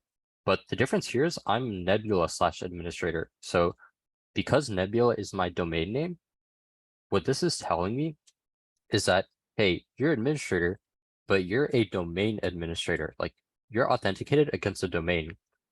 So these are not the same account. But what I can do is I can take any of these domain accounts, any account that's enabled at least, so not Kara, BTGT, and not guest, but administrator. I can take the administrator account, and I should be able to use that administrator account to log into server 2016 as this kind of domain administrator, right? Not the local one, but the domain one. So if we go here and then we click sign out, let's attempt this. Oh great, it's been covered. Oh, do a little Control Alt Delete. All right, let's enter the password. Or actually, let's not enter the password. Let's click Other User, right? Um, so right here it says we're signing into Nebula. That's fine. We can put like administrator here, right, and sign it to Nebula, or we can just explicitly tell it, hey, we're trying to sign it to Nebula. So that's what I'll do for now. Nebula slash administrator. I don't think it needs to be caps. And then password. We'll use the password for this account right here. That's this account that I'm logged into right now. And that password, I believe, is just Swift. And you see, it lets us log into a member server as a domain user. So you'll see it's kind of starting up a bunch of things that it normally does when you first log in. And if we come over here to something like CMD real quick, we run who am I, we'll see now we're Nebula administrator, right? We're not just the local administrator. Let me open up computer management again. Computer management. We're not this account anymore.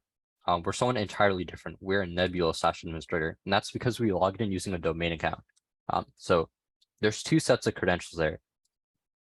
On the domain controller, you don't have like local accounts and domain accounts. You only have domain accounts. But on a member server like this, you're going to have local accounts, and you can have the option to log in with the domain account. This account isn't listed here or anything, and that's because it's part of Active Directory, so it's not going to be listed locally. But just thought that was an important point to kind of drive home because I think that's somewhere you can get really, really confused. All right. I think we will take a quick 5-minute break and then probably move into other services. It's probably a little bit like drinking from a fire hose during the AD part. So we will be back here at 2:55 PST. So enjoy your break.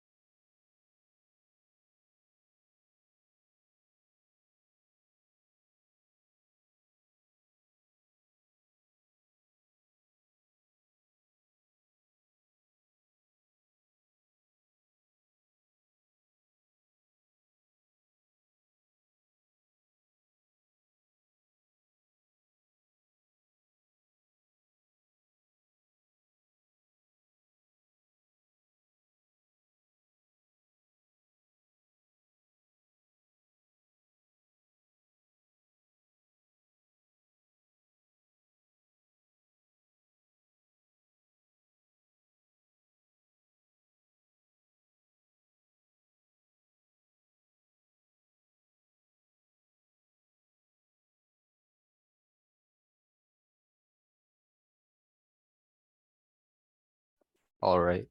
It is 2:55 and almost 2:56, so I think we'll go ahead and get started again. Just reading through some stuff. All right, cool. Let me close out of some things on my host.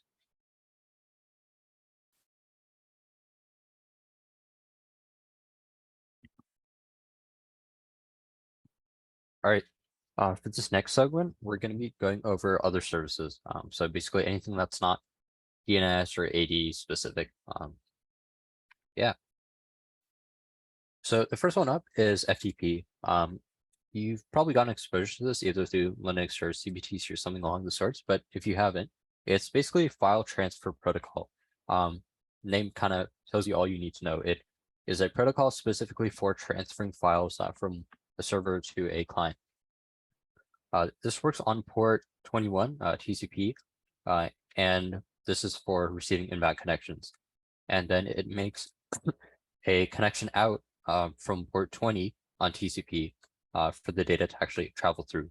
So this initial connection on port 21 isn't actually doing any data, or I guess like file moving, if that makes sense. There's also something called passive mode, where the client dictates what port the server is going to use to transfer the data. This is, I guess, the more modern approach. It's a tad bit more complicated, but I just thought it would be good for you guys to know.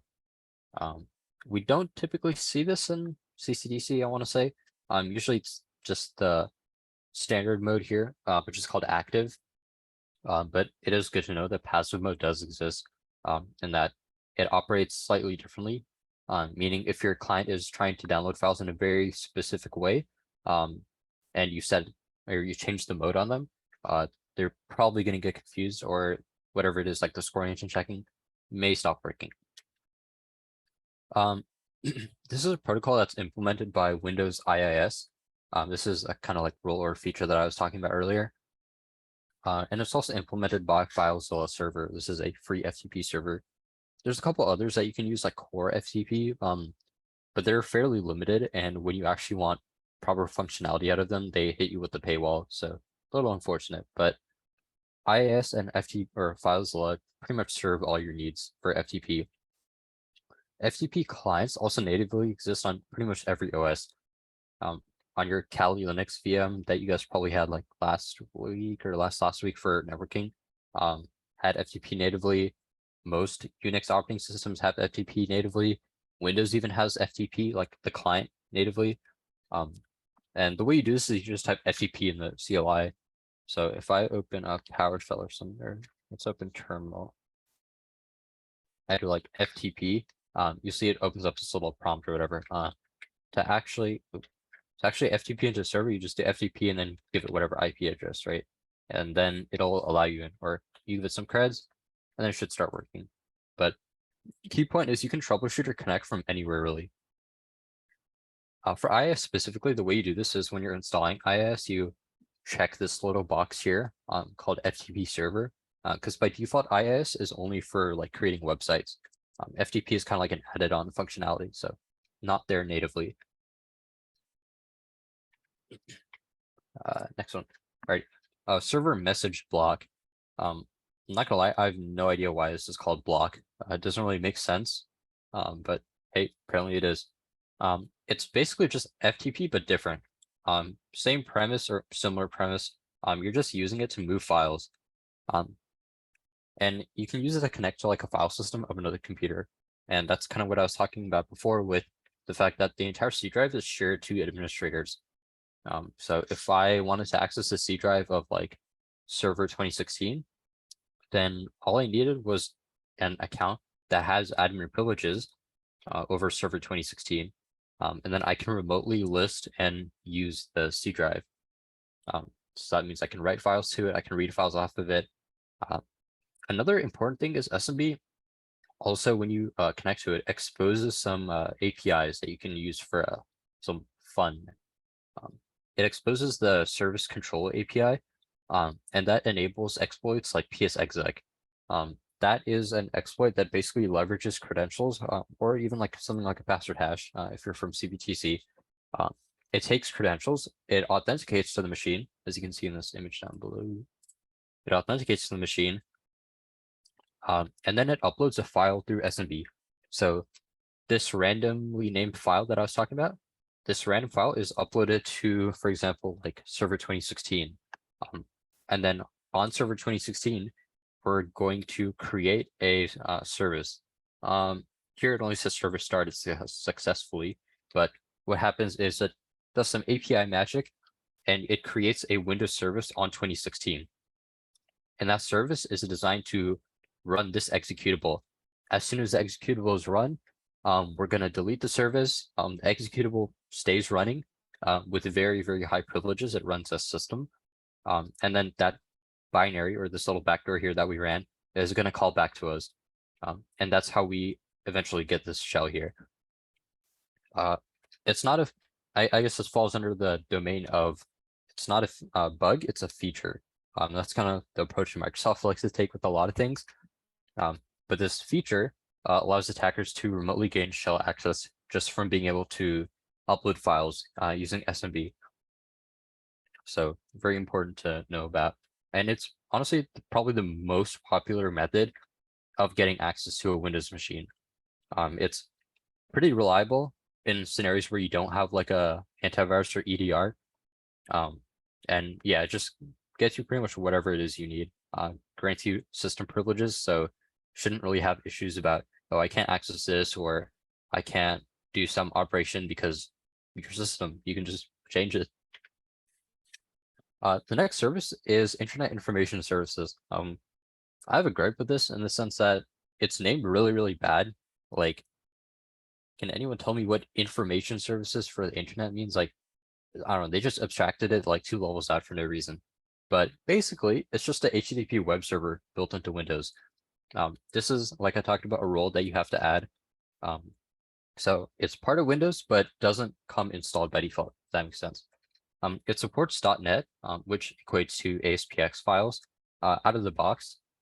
So when you install IIS, you'll see, I think, actually, I don't know if it creates any ASPX files, but out of the box, it'll support .NET stuff. And that's because, .NET is pretty core to how Windows works. You can also configure it to use PHP though. And .NET and PHP are basically just like, I guess, scripting engines that perform logic and do things and eventually render out to HTML. And that's what you see in your browser. But they kind of let you do more advanced things with web servers, right? And that's how most modern day web servers work. They either use something like .NET or PHP or, something else entirely, but they're using something in that boathouse. But yeah, IIS is very plain out of the box. Not really a whole lot of exploits you can do with it. By default, it gives you low privileges. A red teamer can escalate, but it's dependent on some other things in the OS. So not really too exciting. Main thing here is that it's an HTTP web server, so it'll serve files through the HTTP protocol. XAMPP itself is not necessarily like a service or protocol, but rather a packaged installer. It installs things like Apache, and Apache is basically the same as IIS, but it's made by someone else. It's open source, and it does its configuration through configuration files instead of like a GUI like IIS. MySQL is a database, holds all the data for whatever it is you're hosting.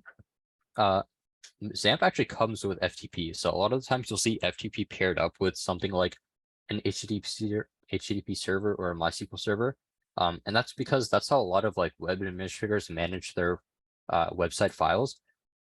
They'll FTP into whatever their server is, whatever server is running the website, and then they'll like upload new files or delete old ones. That's how they're doing a lot of those operations, and that's why FileZilla is kind of packaged in with XAMPP because it's very common.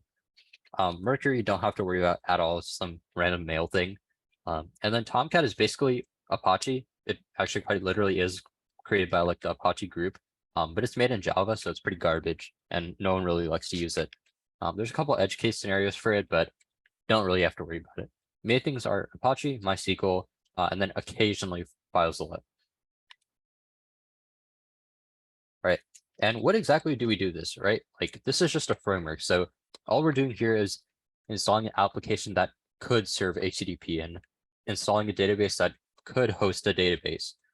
we're not actually like providing content or usability with this, right? This is where the CMS or content management system comes in. This is the actual app that's run on top of the framework. So these are things like WordPress, OpenCart, Drupal, MediaWiki, just some names to throw out there. WordPress is a blog CMS or content management system. This means that the actual app itself is a blog. So you can create users. Users can create posts. They can write comments on posts, whatnot, right? OpenCart is a self-hosted like e-commerce site. So if you think of like Shopify, but like self-hosted, so you dictate whatever it is you want to do with your site. This also runs on that same framework. You have things like Drupal, which are just kind of like a general management system. Drupal is more of just like I guess a framework in and of itself. You can install plugins and different things on it to get different functionality out of it. WordPress honestly is a little bit kind of in the same way.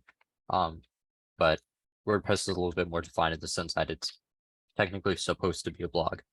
And then you have things like MediaWiki, which is a wiki system. And the purpose of this is just to host content like, Wikipedia. I forget what wiki provider Wikipedia uses or what CMS, sorry. But it's the exact same. It's just a place to host information and for people to contribute to kind of in like a community setting almost. All the setup for CMSs is pretty much the same. So you have the HTTP component, which is like in XAMPP's case, Apache. Apache is the one hosting the actual files, allowing network access to them. Then you have the scripting engine. This is what I talked about before. It actually processes the logic and then renders the content as HTTP pages. So this would most likely be something like PHP. So PHP is kind of doing like the background heavy lifting, and then Apache and IIS are there to just display it, if that makes sense.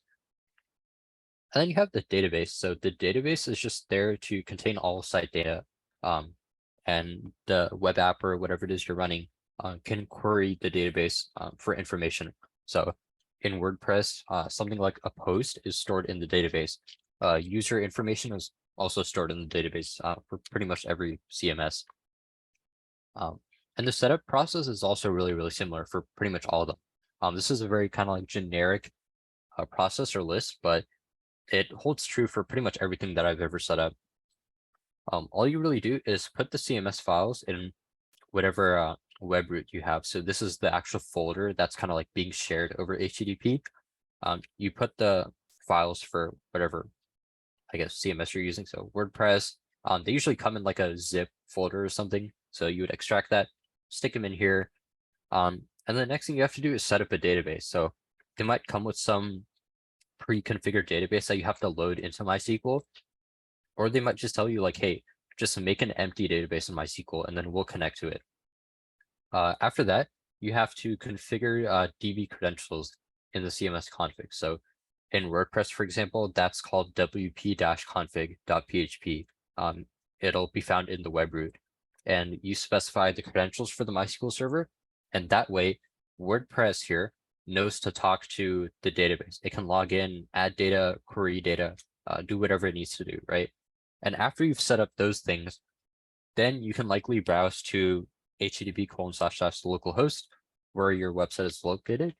And then it'll probably bring up something like an installer or maybe like the main page. But then from there, it's very CMS specific. It'll maybe ask you things like, oh, create an admin user account, or do you want to enable this plugin? Do you want to set up this functionality? But these core 4 steps are pretty much the same for whatever CMS you're using. So that's the important bit to know. And that pretty much concludes with, I guess, the lecture part of what we have today. All that's left is cooking up in the lab. We've created this little lab environment for you, and I believe, oh, chat went away. I believe it should be good to go. I think you guys have been coding it, but basically, I guess the only thing now left to do is start homework. If you do run into questions with the homework, let me know. I kind of just made it off the dome. So if something needs more clarification, feel free to let me know, and I will get that sorted. Aside from that, here are the credentials. I will also stick them in chat and in the announcements. Let's see CCDC announcements. This should let you log into the machines. All right. And then let me get the homework shared with you guys.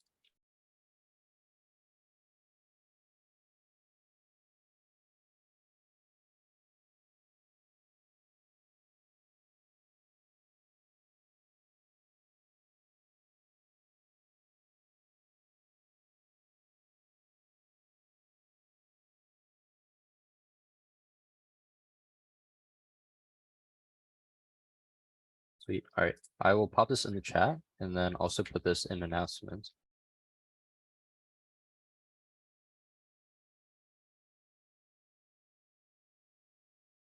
This one's a little bit more lab focused than question based. Personally, because two of these lab things were in the question section, and then I realized like you could probably just configure them on a machine, and that's how you do it either way. So moved it over to the lab part, but shouldn't be too bad.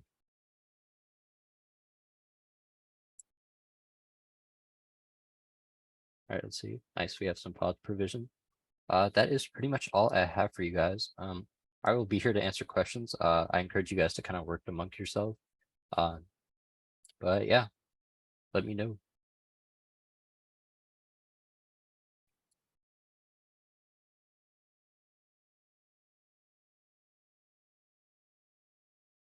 If you do get stuck with something like Active Directory related, feel free to let me know. I can go over certain parts of the slides again. Yeah, there's not too much in here Active Directory related though. Probably a couple questions and maybe one or two lab parts.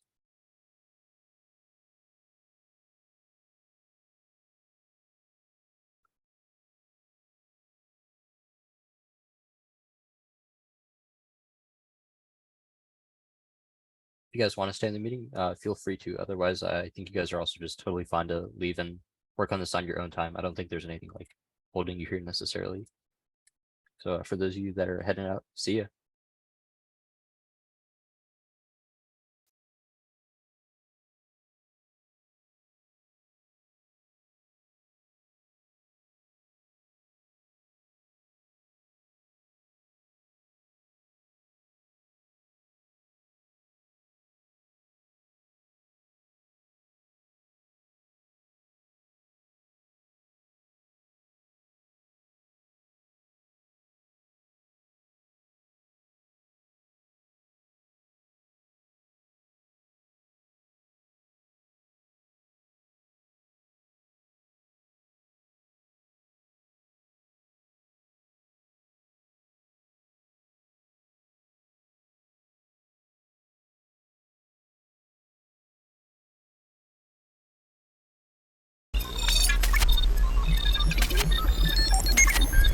Login accepted.